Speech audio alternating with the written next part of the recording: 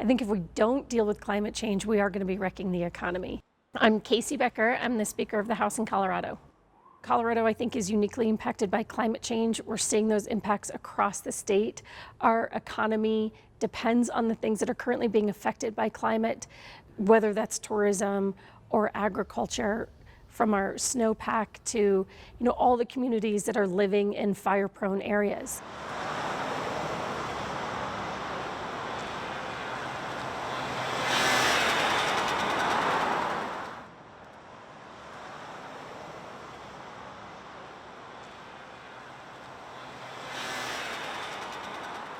That's the one that scares me the most.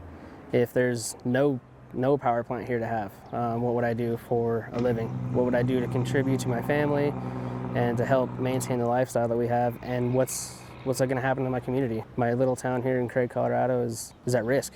When you close those power plants down, not only are the people that work at the power plants going to lose their jobs, but there's a domino effect after that. So stores, restaurants, car dealerships, everything in those areas will cease to exist. We know that there are going to be coal plant closures. We know this is happening. Let's think very intentionally and proactively about those communities. And we created the Office of Just Transition. So that office is tasked with figuring out, how do we deal with the workers who are going to be impacted?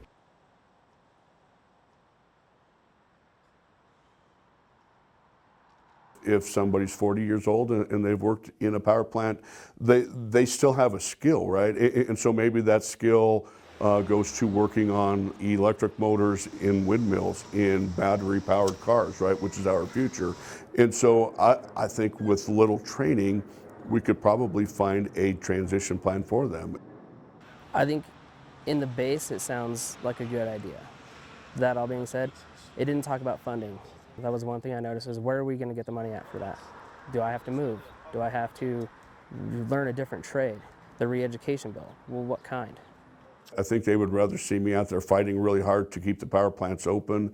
And frankly, if I was in their shoes, I would be wanting to do the same thing. But knowing what I know, that's a battle we aren't going to win. So I want to find a battle we can win that helps our members out.